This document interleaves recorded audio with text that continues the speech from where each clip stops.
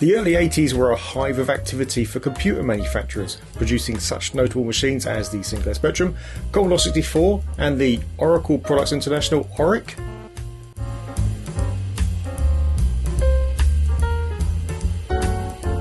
We can't talk about the Oric without first talking about its parent company, and I don't mean Oric Products International, I mean Tangerine Computer Systems. Tangerine were a fledgling company designing and building their own range of serious computers like the Microtan 65. But they wanted to reach a larger market and started designing a more home-based machine. The resulting design was effectively made redundant when Clive Sinclair introduced the world to the idea of cheap home systems. They sold this design to HH Electronics, who would release it as the HH Tiger, and, with the prodding of their investors, got to work on a low-cost machine for the home. In 1983, they spun off a new company with the name Oric Products International, as we mentioned at the intro, with the sole aim to make and sell their new Oric computer. The Oric One was a fairly good match for the Sinclair Spectrum. It too came in 16 and 48K variants and was actually capable of using 64K. To make sure there were no confusion about who Oric were targeting, the two tiers were released at just a few pounds cheaper than each of the Sinclair's machines. Unfortunately, Oric were beset by a number of challenges, including their factory in Berkshire suffering an apparent arson attack, meaning they lost a huge number of parts and stock. To add insult to injury, an arson attack on a neighbouring warehouse suggested that the attacker had actually accidentally targeted Oric. In the end, none of this really helped Oric's strategy, meaning they failed to break the stranglehold Sinclair had on the UK retail market. But it did result in sales of 160,000 units alone in the UK and a further 50,000 in France and other parts of continental Europe. This missed the 350,000 mark that Oric believed it would sell. Although this put a financial strain on Oric, it was enough to convince Eden Spring to buy the operation and invest a further £4 million. With the help of this investment, Oric released the Atmos in 1984. A largely identical machine internally, but with the addition of a much nicer keyboard replacing the chiclet style, and some fixes in the ROM, although some notable bugs, including Serious One in the tape load system, remained unfixed. The launch also featured the release of the floppy disk interface that had long been promised for the Oric. The Atmos failed to make any further ground in the market, and despite announcing several new machines, including both an IBM and an MSX compatible system, Oric faced closure. On the 1st of February 1985, they announced the Oric Stratos IQ164 at the Frankfurt Computer Show, and the very next day Eden Spring placed them into receivership. They were purchased by a French company called Eureka, who then renamed themselves Oric before releasing the Stratos under the name the Oric Telestrat. This didn't do much, and in 1987, Oric International closed its doors for the very final time. Although Oric was gone, several licensed variants of the Oric were sold around the world, especially in Eastern Europe until well into the 1990s. Right, well, after that slightly depressing end, let's have a look at the machine. Now, as you may have noticed, this is not the original machine. I've actually held off on doing an Oric video for quite a while because I was hoping to get an Oric 1. Unfortunately, that's proven too hard to do, or rather too expensive to do, so this is in fact the Oric Atmos. The specs are largely the same internally, the main difference being this quite nice keyboard, especially when it's black and orange livery here, which replaced the truly horrible chiclet style that the original Oric had. But they're both based around a 1MHz 6502A CPU with either 16 or 48K of memory, although expandable to 64 with some hardware hacks or through the use of the floppy interface, which allows you to remove the ROM from memory, which is what's taking up the extra 16. You have 48K.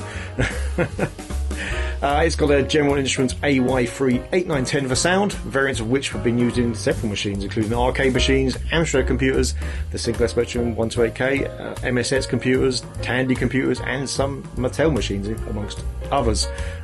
In other words, it was a popular chip. The Oric is capable of two screen modes, one which allowed 40x28 text, and the other a graphic mode which had 8 colours and 240 by 200 display. Right, That's the Spectrum machine, and I mean, this is for me is one of the most striking machines that I own. I really love this colour scheme with the black and the orange keys. It's kind of lovely. That motif is carried on the underside of the machine, where it is also orange. Got a little bit of a maker's mark there. Yeah, there's this metallic band across here, which you'll see is a little bit coming loose on mine because there is a screw underneath there, and I've had to do some work on the machine. A little bit more on that later, and so I do need to put some double-sided tape once I finish working on this to put that down properly, but it'll be fine once we've done that. Right, so the actual machine. We start by looking at the back, and it's much more useful to me, this one, because it's actually, you probably can't see them, but slightly raised plastic lettering tells you which each thing is, so I don't have to keep checking. So over here, yeah, we've got the standard UHF RF connection, the obviously worst connection you can do. We do have an RGB port here.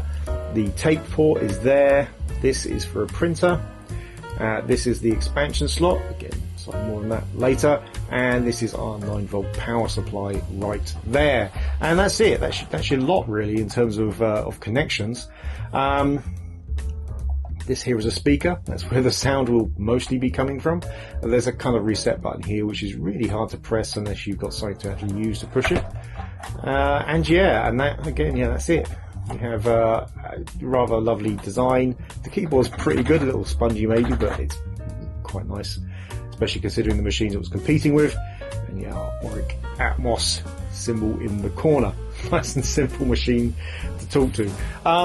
Okay, so in terms of its competition, yeah, so the problem with the Oric, it was like a lot of the machines at the time, like the Amstrad CPC, the MSX, and that it ends up in this little box that is kind of proof that the Sinclair Spectrum was a giant killer.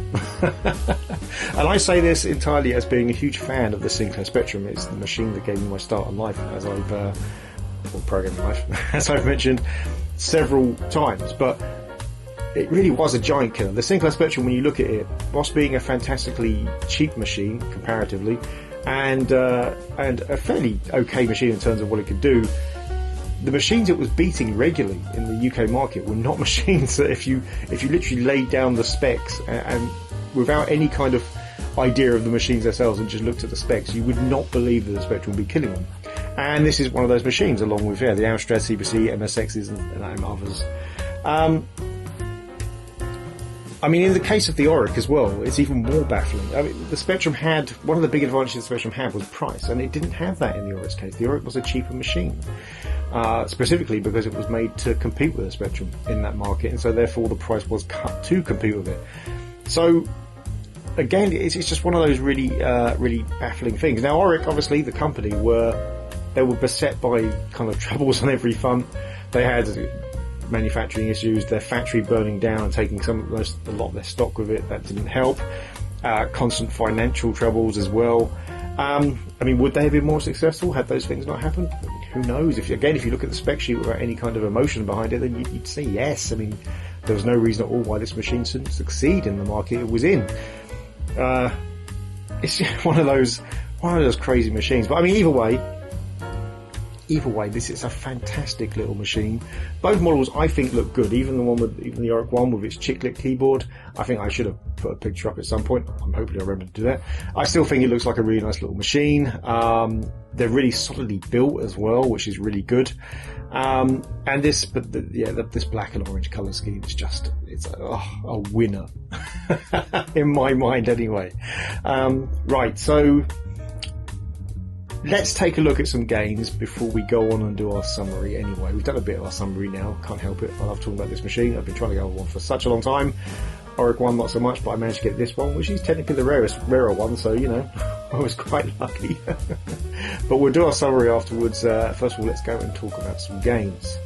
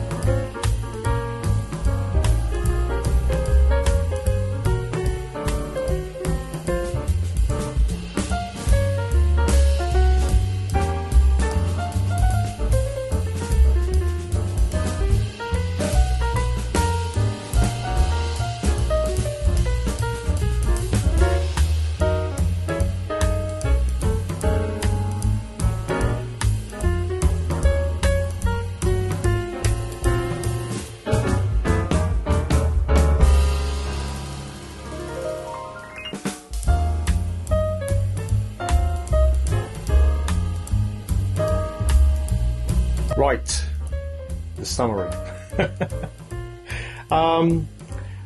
They are tricky machines to get. There's always several auctions for them, but the prices tend to go quite high, even when they start low as well. These machines do seem to be sought after. If you're patient though, you can get one. I waited a long time to get this Atmos, and it wasn't cheap, 80 quid, but it was a lot cheaper when I seen it. So yeah, I'm kind of happy. It wasn't boxed, and I had to repair it, but it's working now, and yeah, touch wood. And I love the fact that I own it. But yeah, if you're patient, you will get one. Is it worth getting one? You know what? Absolutely. It's a really solid machine. Again, if you use it and you look at some of the stuff it can do, if you look at the games that aren't just kind of cheapy hack ports from the Spectrum and are actual games that take the Oric's power in mind, then yeah, absolutely, you can see it wasn't a machine that deserved not to do well. It deserved to have more of a place in history. There's some great software. It's genuinely worth a look. Things to worry about. The biggest issue I had is dry solder joints. This seems to be something to do with the manufacturing behind this. It happens a lot of electronics, but this seems to be particularly susceptible. The PSU connector that went on mine, I had to fix that. The keyboard has a lot of dry solder joints, so a lot of the keys weren't working. After reflowing all those, the keyboard's a lot better. I still got to do a few more, but hence the reason why I haven't reattached the label yet. But yeah, so that's one of the big issues on this as well. Other than that, it tends to be seemingly quite reliable, especially for their age. In terms of like what you can load, where you can build up a cable easy enough to use like a Tangerine or something with it to load games, or even just wave files played out. Load it up. There is also, and I do kind of recommend getting, they're usually on eBay and Etsy and what have you, and Sell My Retro, is the Erebus, which is an SD solution for this that works really well. Goes into that expansion port on the back, acts like a floppy drive, and yeah, it gives you access to all the software really easily with just a simple like chain command to load up the menu at the beginning. Well worth doing. I think it's about 50 quid, I believe, around that area that I paid for it. So yeah, it's worth getting with this machine. It gives you access to most of the software, so it's a really good thing. So yeah, lovely machine. Really like owning it. I do recommend it if you can get one. The Oric one's a good machine as well. Just that keyboard. Yeah.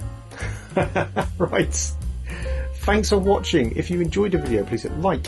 If you really enjoyed the video, please hit subscribe. If you didn't enjoy the video, or you have something else to say, then please leave it in the comments below. Yeah, and oh, don't forget to hit the bell icon thing to get told about future videos, etc., etc. See you next time.